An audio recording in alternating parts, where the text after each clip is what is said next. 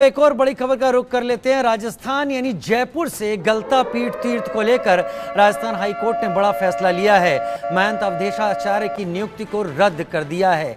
नया महंत नियुक्त करने का सरकार को आदेश दिया है और यह भी कहा है कि अयोध्या में राम मंदिर की तर्ज पर गलता पीठ तीर्थ का विकास किया जाए। महाकाल मंदिर की तरह गलता तीर्थ का विकास किया जाए। दरअसल गलता पीठ ये गलता गेट इलाके में मौजूद है, जो कि दिल्ली रोड पर मौजूद है। एक बड़ा तीर्थ माना जाता है, यहाँ पर लोग पहुँचते हैं बड़ी संख्या में। सवाल ये है कि यहाँ पर महंत अवधेशाचार्य, जो कि महंत रामोदाचार्य के बेटे हैं, उन्होंने खुद को यहाँ का महंत नियुक्त कर लिया था। लेकिन 1943 में जयपुर स्टेट की ओर से जब अवधेशाचार्य के पिता को महंत नियुक्त किया गया था तो उसमें उत्तराधिकार का कोई प्रावधान नहीं था। ऐसे में अवधेशाचार्य की नियुक्ति को हाईकोर्ट ने पूरी तरीके से अवैध माना है और अवधेशाचार्य की गद्दी को छीन लिया है।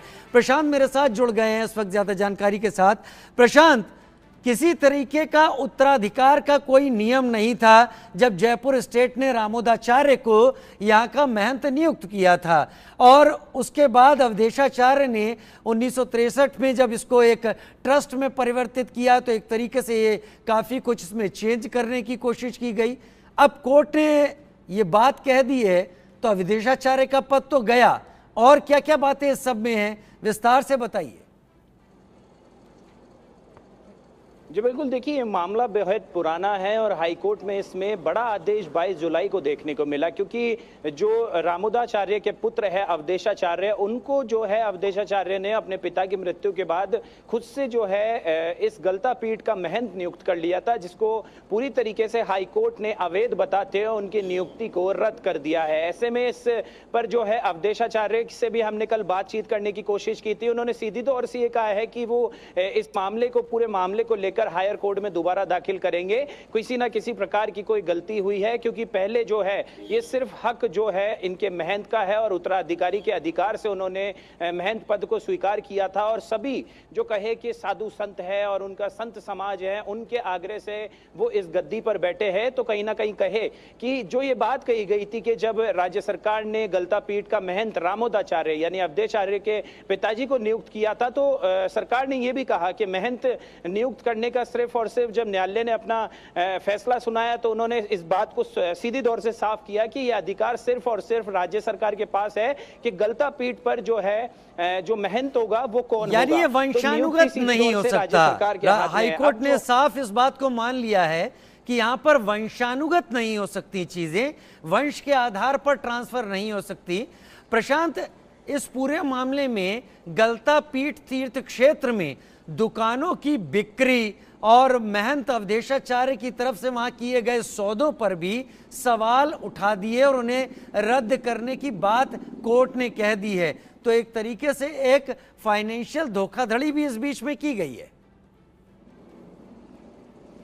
जी बिल्कुल, देखिए राजीव, बिल्कुल सही कहा आपने, क्योंकि जब कोर्ट ने फैसला सुनाया तो सीधी तौर से यह भी आदेश दिया गया कि अब तक जो भी गलता पीठ से जुड़ी जो संपत्ति है, जिसे किसी भी तरीके से उनका कोई सौदा किया गया है, उसे विक्रय किया गया है, उसके लेकर क्रय विक्रय किया गया है, उनको पूरी तौर से निरस्त किया जाए और राज्य सरकार अपने कब्जे में उन तमाम संपत्तियों को ले। वहीं इस मामले को लेकर अवधेशाचार्य का यह कहना है कि इस तरह की कोई भी प्रतिक्रिया नहीं की गई है, कोई भी जो है संपत्ति गलता पीठ से जुड़ी ऐसा कोई कार्य नहीं किया गया है। साथ ही जो जस्टिस है उन्हें साफ तौर से यह कहा है कि गलता पीठ का विकास राम मंदिर और उज्जैन के कॉरिडोर के तर्ज पर किया जाए और तेजी से इसका विकास किया जाए, क्योंकि कहे कि यहां पर राजस्थान में गलता पीठ एक बड़ा तीर्थ माना जाता है। लोग यहां पर बाहर से, न केवल राजस्थान से, दूसरे राज्य से भी यहां पर तीर्थ करने पहुंचते हैं। तो ऐसे में विकास होना बेहद जरूरी हो जाता है। मगर अवधेशाचार्य की अब जो है नियुक्ति को रद्द कर दिया गया है। पूरा जो मामला है वो कलेक्टर के हाथ में है। जयपुर कलेक्टर पे अब जो है उसको लेकर पूरी मॉनिटरिंग कर रहे हैं, किसे जो है महंत नियुक्त किया जाएगा। ये राज्य सरकार से बातचीत जारी है। कलेक्टर जो है सीधी तौर से इसमें इन्वॉल्व है, किसको महंत नियुक्त किया जाएगा इस फैसले का इंतजार किया जा रहा है। मगर सीधी तौर से जब हमने कल अवधेशाचार्य से बात करने की कोशिश की थी तो कहीं ना कहीं उन्होंने इस बात से भी आगाह किया था कि हालांकि वो कानूनी कार्रवाई तो करेंगे, यानी कि हायर कोर्ट में वो दाखिल करेंगे। साथ ही इसको लेकर जो उनके संत समाज के लोग हैं वो भी पूरी तरीके से उनका सहयोग है और इस तरीके के फैसले फैसले संवेदनशील होते हैं तो बहुत सोच समझकर इन फैसलों को लिया जाए। कल हमारे से इंडिया न्यूज से खास बातचीत के दौरान अवधेश आचार्य ने यह कहा और इसी मामले को लेकर कल सुबह 11 बजे से जो अवधेश आचार्य हैं उनके साथ साधु संत जो है उन्होंने धरना भी दिया, वहां पर मीटिंग भी की गई, साधु संतों के साथ विचार भी किया गया। उसके बाद अवधेश आचार्य ने इस तरीके का बयान दिया, क्योंकि ये नया मामला नहीं है राजीव, इससे पहले कहे कि 2005 से यह मामला चला आ रहा है और इसी तरीके का मामला 1999 में भी देखने को मिला था, जब कहीं ना कहीं साधु संतों में आक्रोश भी देखने को मिला था। वहीं अवधेश आचार्य ने कल इस बात को भी सीधी तौर से साफ किया है कि यह संवेदनशील मामला है, इसमें जो है कोई भूल चूक हो गई है तो इसको लेकर हम हायर कोर्ट में अपनी याचिका दायर करेंगे। जी, हायर कोर्ट में याचिका दाखिल करेंगे। बहुत शुक्रिया प्रशांत, इस जानकारी के साथ हमारे साथ जुड़ने के लिए आपका। हम बात कर रहे थे राजस्थान हाईकोर्ट की ओर से गलता पीठ के महंत अवधेशाचार्य की नियुक्ति रद्द करने की, जहां पर गलता पीठ से महंत अवधेशाचार्य से खास बातचीत भी की है हमारे संवाददाता प्रशांत यादव ने। आइए आपको सुनवाते हैं कि इस दौरान उन्होंने क्या कुछ कहा है। कोर्ट ने गलता पीठ के महंत अवधेश आचार्य जी की नियुक्ति को रद्द किया है। हमारे साथ कुछ महाराज जी मौजूद है। महाराज जी, कल जो कोर्ट का आदेश आया है, क्या कहना चाहेंगे उसमें? देखिए, ये तो है कि एक तो मेरी कभी नियुक्ति बोल करके कोई नियुक्ति नहीं हुई।